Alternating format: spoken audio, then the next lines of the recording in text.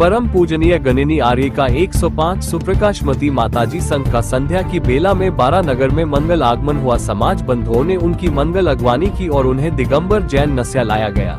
Media प्रवक्ता अमित जैन ने बताया कि माताजी ने जिनाले के दर्शन किए और यहां की प्रतिमा को बहुत ही अलौकिक एवं अतिशयकारी कहा। इसी क्रम में माताजी ने अपने संक्षिप्त उद्बोधन में कहा कि तुरंत कम समय में ही दूसरी बार यहां पर आना हो गया। आप लोगों का पुण्य और इस धरती का योग सहयोग, आप लोगों को पुण्य से साधु संतों का समागम तो मिलता ही रहता है। तीर्थंकर तो नहीं है, लेकिन इस युग में संतों के माध्यम से ही धर्म की प्रभावना होती है और उनके 2 लफ्ज सुनकर ही धर्म की प्रभावना हो सकती है। बाकी तो किसको फुर्सत है और कौन आता है और कौन जाता है। अगर कहीं से पॉजिटिव एनर्जी मिल जाती है तो जीवन का उद्धार हो जाता है। संध्या बेला में माता जी के सानिध्य में 48 दीपकों के द्वारा भक्तामर की दीप आराधना की गई। पूज्य माताजी का मंगल विहार समेत शिखर तीरथ से 12, चांदखेड़ी, झालावाड़, रामगंज मंडी, मंदसौर होते हुए शेषपुर हेतु चल रहा है।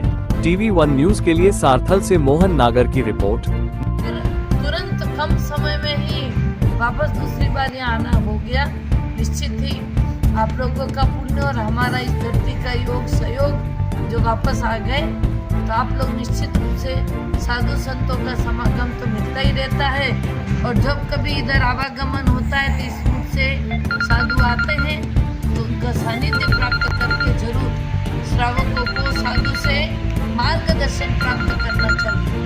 क्योंकि आपस में लीडर रहते हैं तो एक दूसरे की कोई मानता नहीं, तू बड़ा तो मैं कौन सा छोटा।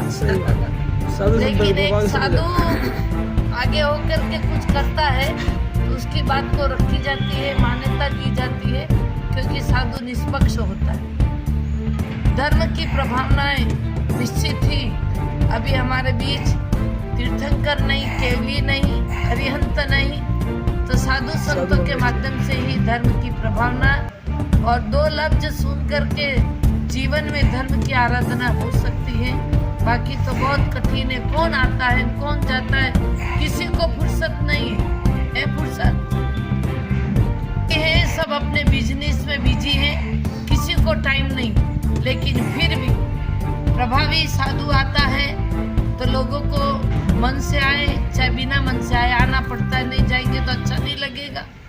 और कुछ इसीलिए आते हैं चलो धर्म लाभ मिल जाएगा। तो अनेक विचारधाराओं से लोगों को आना होता है, परंतु निश्चित उस बीच अगर कोई पॉजिटिव एनर्जी मिल जाती है तो जीवन का उत्थान हो जाता है। बोले आदिनाथ भगवान।